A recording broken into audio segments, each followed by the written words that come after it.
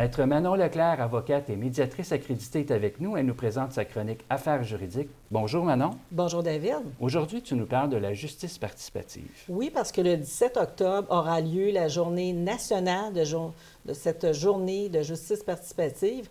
Et justement, c'est une nouvelle approche de la justice. C'est une vision en éventail d'une situation. On regarde l'ensemble du problème, les subtilités, et on regarde le contexte de vie de la personne.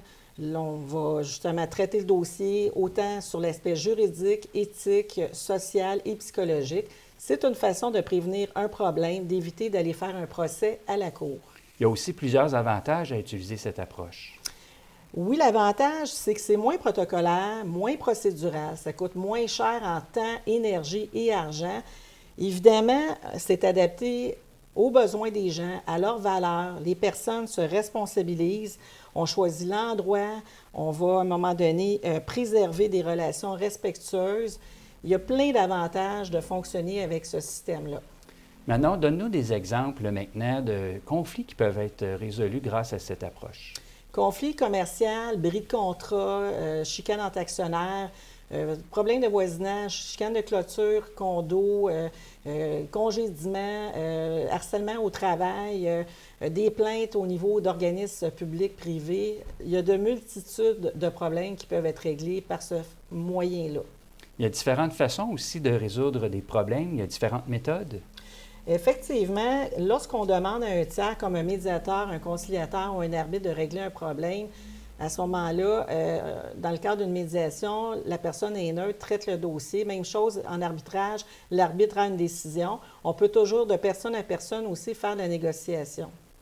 De quelle façon on peut l'utiliser? C'est quoi la façon de faire?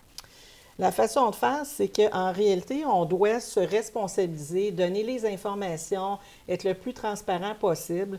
Et comme je disais, c'est qu'on peut finalement là, réparer plusieurs problématiques. Manon, comment on peut réussir à convaincre une personne de faire ce choix? C'est que la personne qui, justement, hésite, c'est sûr là, qu'elle va se dire, bon, mais comment ça fonctionne, puis ça me donne quoi tout ça? Mais vous savez, là, on règle le problème rapidement et finalement, on aide les personnes, OK, à essayer de trouver une solution le plus vite possible, OK, pour régler les urgences en fonction justement de leur situation, OK, qu'ils vivent, autant sur le point émotif que le point monétaire.